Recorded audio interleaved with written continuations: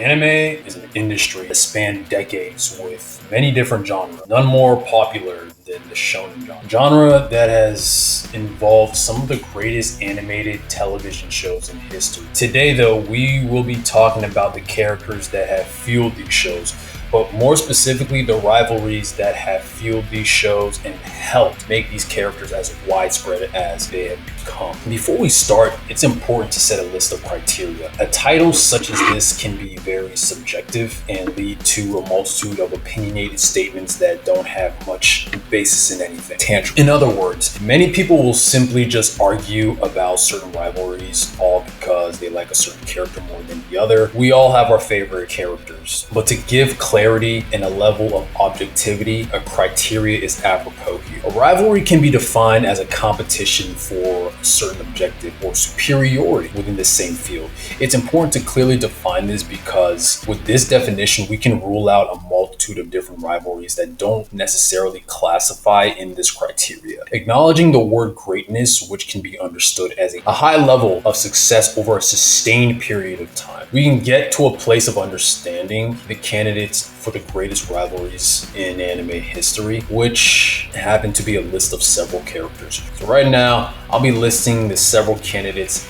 that would certainly qualify for the greatest rivalry in anime history. And those happen to be Goku and Vegeta, Naruto and Sasuke, Ash and Paul, L and Light, Bakugo and Deku, Ash and Gary, Yugi and Kaiba, Madara and Hashirama. Before getting to all the details of everyone as candidates and the qualifiers, it's important to list honorable mention groups and why they didn't quite make the list. First one I'll state is Kakashi and Guy. This rivalry has never really been a real rivalry, but more of a friendly competition between two buds, honestly. Kakashi always seemingly took the rivalry between them as a joke and didn't really acknowledge it when they were younger, as Kakashi was just simply leagues above anyone at his age.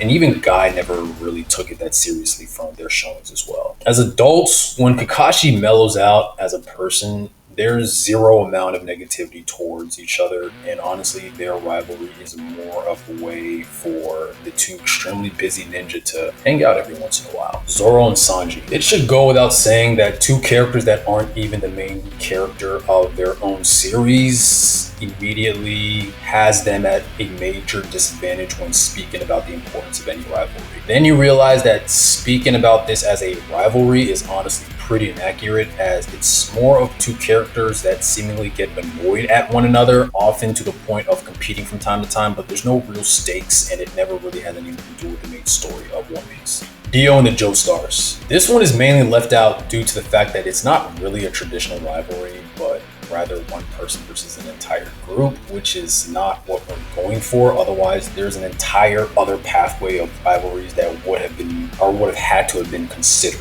Ichigo and I don't know. Because honestly, does he really have a rival? Like, sure, guys like Aizen and Grimmjow could technically be seen as rivals for him, but ultimately they're more like roadblocks rather than actual rivals. Plus, the friction is more temporary than anything that was around for quite some time. Honestly, there's nothing here that really would qualify any rivalry in Bleach to consider amongst the greatest rivalries of all time. And the same thing is here for Luffy as well, as Luffy doesn't really have a rival, but like I said, and we kind of see those different roadblocks throughout the story, but then again, they're all relatively temporary as well. So for all those reasons, there we have it. So with that finally out of the way, the criteria that qualifies what we're going for are: number one, it must be iconic and prevalent. This really lines up with the greatness aspect of this discussion, as there may be plenty of great rivalries from more obscure anime, but in order to actually qualify as the greatest rivalry of all time, it actually has to be something that most people are aware of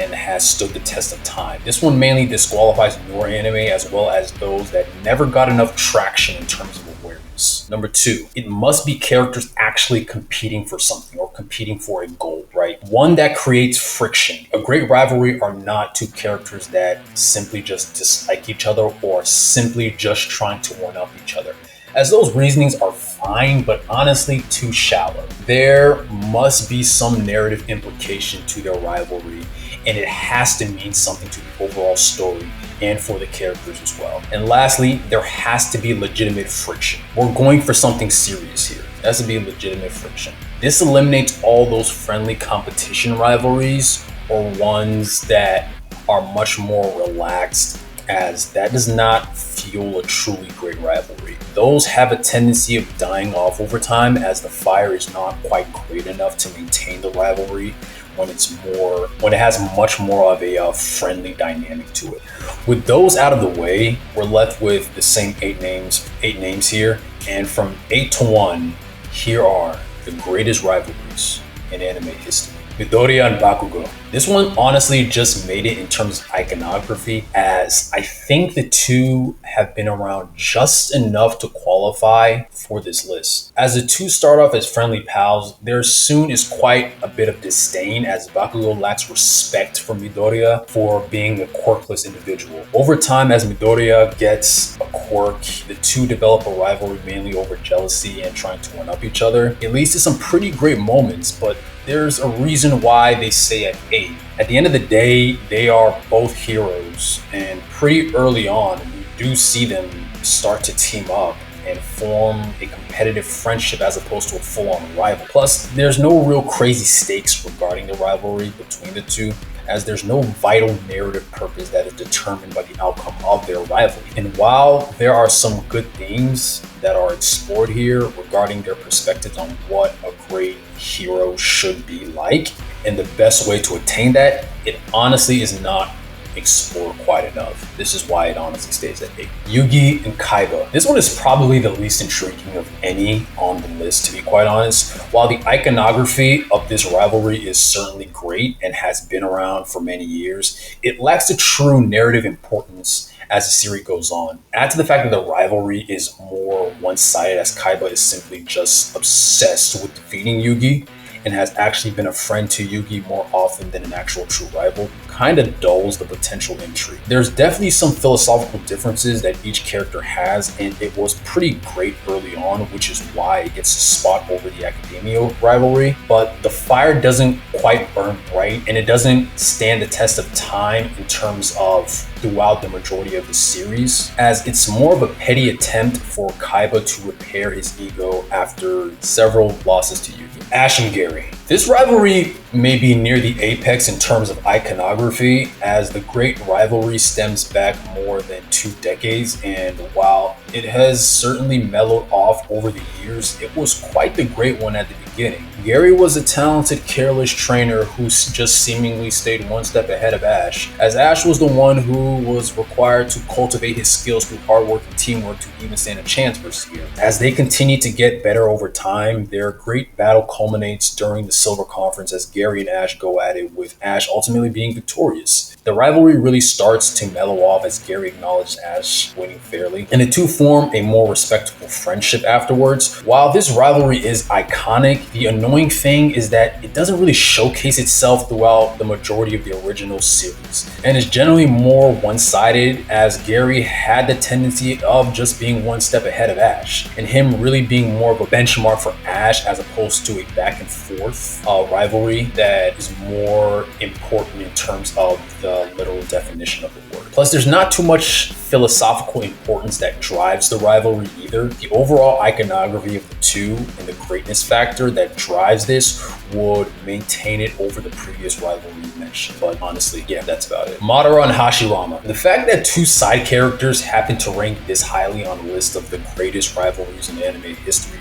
shows just how important this was. The Warring States period was the bloodiest time period in the history of the Naruto manga. The Uchiha and the Senju were the 2 most powerful clan types available, with Hashirama and Madara leading their respective clan. It's their rivalry that fueled both young shinobi to become the most powerful among their peers, and their rivalry started off as more of a friendship where they mainly helped each other to become greater, but it soon formed into animosity, as their duties being Uchiha and Senju made each other look to kill each other during the heat of battle.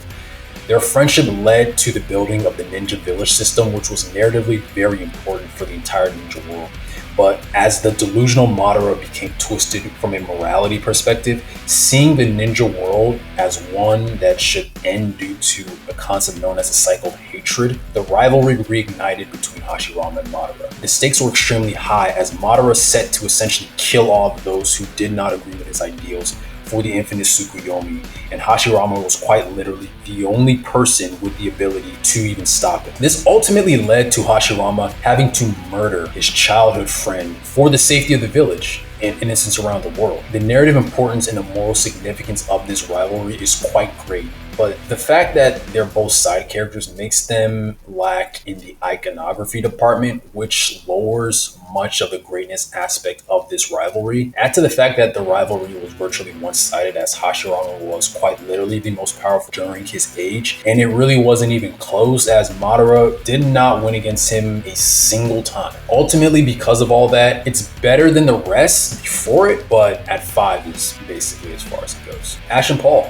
I hated placing this rivalry here as it simply encompasses mostly everything one could see in a great rivalry. Great disdain for each other, high philosophical importance, yes. Great battles, yes. Those are all available in this rivalry. The first thing about this rivalry to highlight the drastic contrast that Paul has to training Pokemon versus the way Ash does. Paul is centered around power with a very survival of the fittest perspective towards this, as Ash is centered around camaraderie and working together to bring out the best of Pokemon. The two have contrasting ideals, and Paul challenges Ash unlike any trainer in the entire 20+ year time span of this series. Ash also loses to Paul a variety of times, which also makes Ash's foundation of ideals being questioned. But overall, Ash continues to pursue proving Paul wrong, which reestablishes his ideals and ultimately leads to Ash besting Paul at the end. It's a great story to go through, and it truly is amazing. The main reason why it's not higher is the lack of narrative importance this rivalry had on the story. It really was not that important in the grand scheme of anything outside of the characters that were involved. There was no fate of the earth or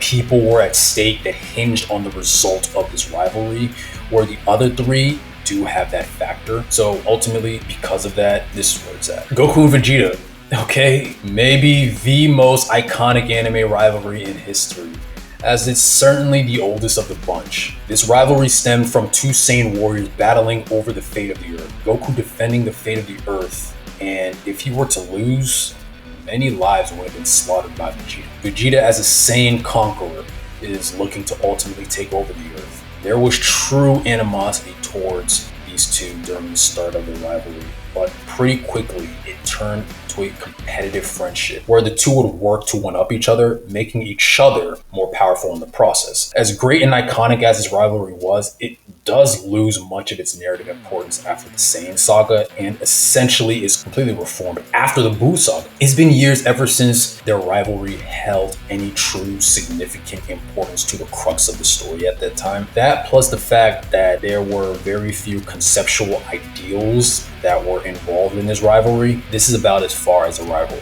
can fly. L and Light went back and forth with the last two for quite some time, guys, as it was really close between these rivalries. And the fact that this rivalry was and is arguably the best despite that much more different than all the other ones on this list just shows how unique and amazing the back and forth between L and Light was. As Kira sets out to dominate the entire world, the Death Note, it is only until L shows up on the scene that Light ever gets a real challenge. This was a battle of wits unlike any other. Two hyper-intelligent yet prideful and arrogant people going at it to not only determine who can win, but it had quite some great ideals that were on the line as well. L calls Light's moral compass regarding right and wrong petty and childish, all while Light believes anyone who deters his perspective of good and evil as evil and wicked. The two have become staples of iconography to the point of being recognized as a truly great rivalry despite how much it has deviated from the standard tropes found in many shonen rivalries. There is a powerful bitterness that each side has to prove the other wrong,